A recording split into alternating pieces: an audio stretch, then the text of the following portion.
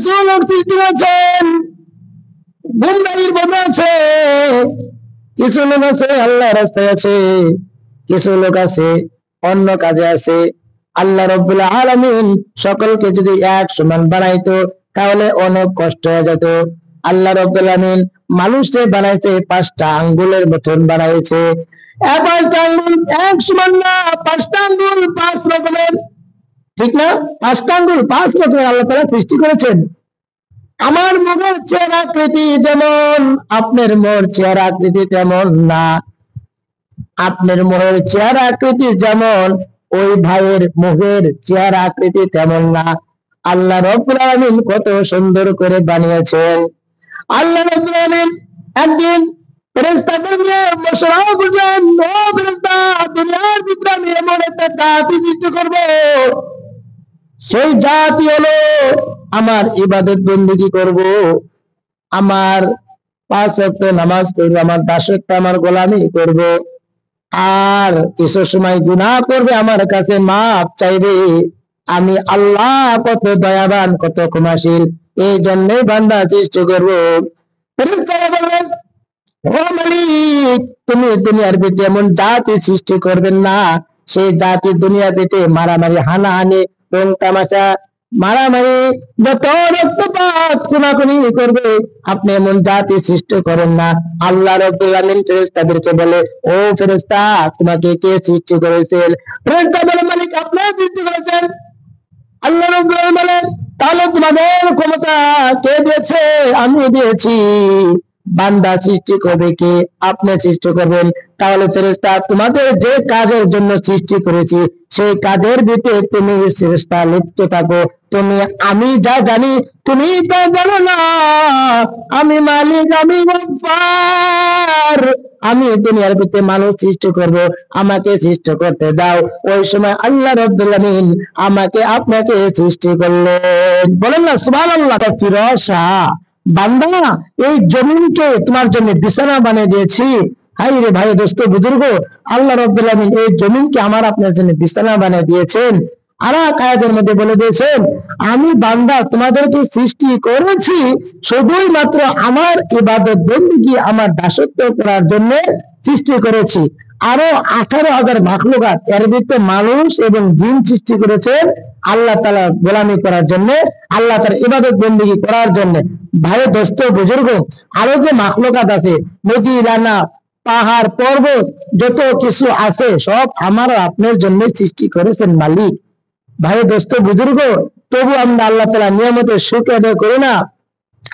আজকে আমার আলোচনা বিষয়বস্তু হচ্ছে, আমাদের যাদের পিতামাতা বেঁচে আছে, পিতামাতার উপর সন্তানের কি হক, বড় ভাইয়ের কি সন্তান, ছোট ভাইয়ের উপর কি হক, ছোট ভাই বড় ভাইয়ের উপর কি হক, আজকে পিতামাতার ফ্যামিলি নিয়ে আজকে আমি আলোচনা করবো ইনশাআল্লাহ। ওমা তৌফিক ইল্লা বিল্লাহ। ভাই, দোস্ত, বুজুর্গ, যাদের সর্বপ্রথম যাদের মা বেঁচে আছে, যাদের বাবা বেঁচে আছে, তাদেরকে আমি বলি, ভাই, দোস্ত, বুজুর্গ, আপনারা মা বাবাকে কোনো সময় চোখ আঙ্গায় কথা বলবেন না। মা একটা এমন একটা বিশাল একটা নিয়ামত। আল্লাহর রাসূল বলেছে, আমার পরে পৃথিবীর ভিতরে যদি কোনো আপন মানুষ থাকে, সেই আপন মানুষটা কে? সেই আপন মানুষটা হচ্ছে আমার আপনার জবান দক্ষিণী মা। মা মা মা বলে যে সময় ডাকবো, ওই সময় মা কলিজাটা ঠান্ডা হয়ে যায়। সন্তান ডাকছে, কি মধুর কণ্ঠে ডাকছে আমাকে মা মা বলে। ভাই, দোস্ত, বুজুর্গ, যাদের বাবা আছে, বাবার সাথে চোখ আংড়ায় কথা বলবো না। আমরা এমন একটা কাজ করব না যে বাবার চোখে পানি এসে যায়, বাবার মনটাকে ভেঙে যায়, মার মনটাকে ভেঙে যায়। আমরা এমন কাজ করব না যারা সন্তান আছি।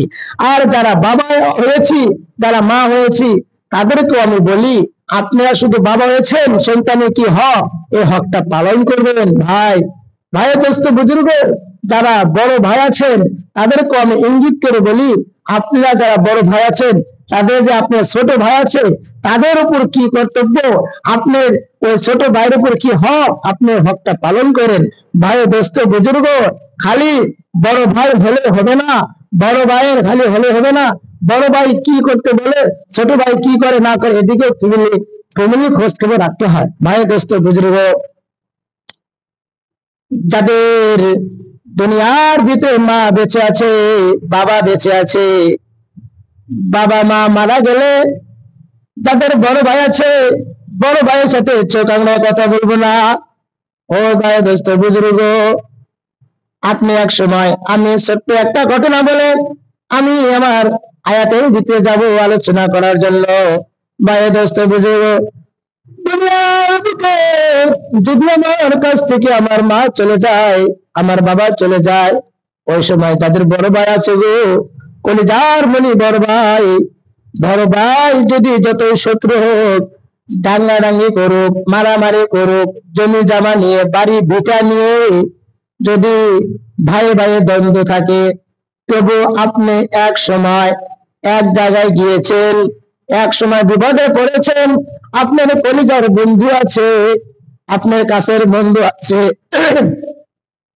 আপনার ওই বন্ধু আপনাকে দেখবে, আপনাকে অতিবাহিত করবে। ওই জায়গায় যদি আমি বন্ধু আর সাহায্য করতে যাই, সহযোগিতা করতে যাই, তাহলে আমারও অন্তকাল হতে পারে, আমারও মরণ হতে পারে, আমিও ফাঁসতে পারি। আর ওই জায়গায় ওই একই রাস্তা দিয়ে যদি তোমার বড় ভাই যায়, তোমার বড় ভাই হাজারো শত্রু হোক, কিন্তু তোমার বড় ভাই তোমাকে ওভারটেক করে, তোমাকে অতিবাহিত করে সামনে এক কদমও যেতে পারবে না। ও দুনিয়ার বান্দা মুসলমান, আল্লাহর গোলাম, ভাই দোস্ত বুজুর্গ, এই জন্য বলি যাদের বড় ভাই আছে তাদেরকে আপনি যথেষ্ট পরিমাণ সম্মান করেন। এমন একটা কাজ করবেন না ভাইয়ের চোখের পানি বের হয়। অনেক বড় ভাই অনেক আশা করে, মাথার ঘাম পায়ে ফেলার টাকা পয়সা দিয়ে লেখাপড়া করায়। অনেক ভাই আছে মাথার ঘাম পায়ে ফেলে ভাইয়ের খরচ খবর দেয়, কিন্তু ছোট ভাই ভাইয়ের সম্মান করে না। ও ভাই, ওই সকল ছোট ভাইদেরকে বলি, ভাইয়ের সাথে চোখ আংড়ায় কথা বলবেন না। ভাই হাজারো ভুল করুক, বড় ভাই হাজারো ভুল করুক, তবুও বড় ভাই তোমার থেকে দুনিয়ার ভিতরে একদিন আগে হলেও তোমার ভাই এসেছে, তোমার সঙ্গে জ্ঞানটা তোমার ভাই বেশি অর্জন করেছে। ও দিনের ইমানদার মুসলমান, আল্লাহর গোলাম, তোমাকে আমি হাতে ধরে পায়ে পড়ি, তোমরা বড় ভাই পিতা মাতাকে কোনো সময় কষ্ট দিও না। ভাই দোস্ত বুজুর্গ, এবার আলোচনা হবে আল্লাযী জাআলা লাকুমুল আরদা ফিরাশা, এই জমিনকে আমার আপনার জন্য বিছানা বানিয়ে দিয়েছেন। আল্লাহ তাআলা কত মহব্বত করেছেন। ভাই দোস্ত বুজুর্গ, আর কাজে বলেছে ওয়াসসামা আবিনা, আসমানকে আমার আর তোমার জন্য ছাদ বানিয়ে দিয়েছে। আল্লাহ রাব্বুল আলামিন আমাদের সকলকে কত সুন্দর করে আকৃতি করে বানিয়েছেন। আমি আপনি তবুও আমাদের যাদের বড় ভাই আছে, এটা একটা নিয়ামত না? এটা একটা নিয়ামত। আমার মতন ছোট ভাইয়ের অনেক বড় ভাই নাই, অনেক যুবক ভাইয়ের বড় ভাই নাই। ওরা ভাবে আজ যদি আমার একটা বড় ভাই থাকতো তাহলে আমার লেখাপড়া কষ্ট হতো না। আজ যদি আমার বড় ভাই থাকতো, আমার কাছে একটা মানুষ এসে জোর দিয়ে কথা বলে কোনো কিছু ছিনিয়ে নিতে পারতো না। এটা অনেক যাদের বড় ভাই নাই তারাই বোঝে বড় ভাই কি মূল্য, তারাই বোঝে বড় ভাইয়ের কি মর্যাদা, তারাই বোঝে বড় ভাইয়ের কি কর্তব্য। ভাই দোস্ত বুজুর্গ, এই জন্য মালিক আমাদেরকে বানিয়েছেন। সমাজের ভিতরে এমন কিছু লোক আছে সকাল থেকে সন্ধ্যা পর্যন্ত চিন্তায় চিন্তায় দিন যায়। এমন লোক আছে সকাল থেকে সন্ধ্যা পর্যন্ত ভালো বাইকে ঘুরে ঘুরে দিন যায়, হাস তামাশা করে দিন যায়।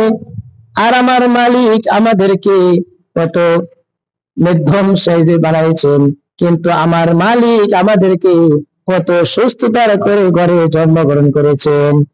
আল্লাহ নবী হাদিসের মধ্যে বললেন, কিছু মানুষ আছে, কিছু যুবক আছে, মানুষ খালি দেখাবার জন্য ইবাদত বন্দেগী করে। কিছু লোক আছে এমন এমন কাজ করে, কিন্তু আল্লাহকে সন্তুষ্ট করার জন্য। ওই সকল বাবাজিদেরকে বলি, বাবা তোমরা অন্য রাস্তায় চলেছো, তোমরা আল্লাহ রাব্বুল আলামিনের দেওয়া ইহদিনাস সিরাতাল মুস্তাকিমের রাস্তায় চলো, তোমাদের অনেক লাভ হবে। ও দুনিয়ার ইমানদার মুসলমান, আল্লাহর গোলাম, আপনি যদি দুনিয়া থেকে যেদিন বিদায় হবেন, বিদায় হওয়ার সময় যে সময় মানুষ তোমাকে দাফন করে 40 কদম চলে আসবে, ওই সময় তোমার কবরের ভিতরে ফেরেশতা এসে তোমাকে মানবত্র কমান দিয়ে প্রশ্ন করবে। যদি তুমি প্রশ্নের জবাব দিতে পারো, তাহলে তোমাকে আল্লাহ রাব্বুল আলামিন সামনে দিতে বলবে। আর যদি তুমি প্রশ্নের জবাব না দিতে পারো, ওইখান থেকে তোমাকে আযাবে ফেরেশতার সাথে গ্রেফতার হয়ে যাবে। আল্লাহ হাবিব বলেছে, যদি কোনো বান্দা এক জাররা পরিমাণ গুনাহ নিয়ে যদি কবরে আসে, তাহলে এমন ভাবে মাটি চাপ মারবে, দুই পাশের মাটি এমন ভাবে চাপ মারবে, পাঁজরের হাড় ডানের হাড় বামে যাবে, বামের হাড় ডানে যাবে। ভাই বলছে, জুমার নামাজ পড়তেন, নামাজ পড়া উদ্দেশ্য নয়, কিছু কথা শুনবেন এই শোনার উদ্দেশ্য নয়। আপনি নামাজ পড়বেন কাকে খুশি করার জন্য, আপনি আলোচনা শুনবেন কাকে খুশি করার জন্য। আপনি এই আলোচনা শুনবেন, এই আলোচনা এক কান দিয়ে শুনে বাহির কানে শুনে বের করে দিলেন, তা হবে না। আপনার এই কোরআনের কথা শুনে মনের ভিতরে শ্রবণ করতে হবে। আপনি নামাজ পড়বেন, ইবাদত বন্দেগী করবেন আমার মালিককে সন্তুষ্ট রাখার জন্য। কথা বলে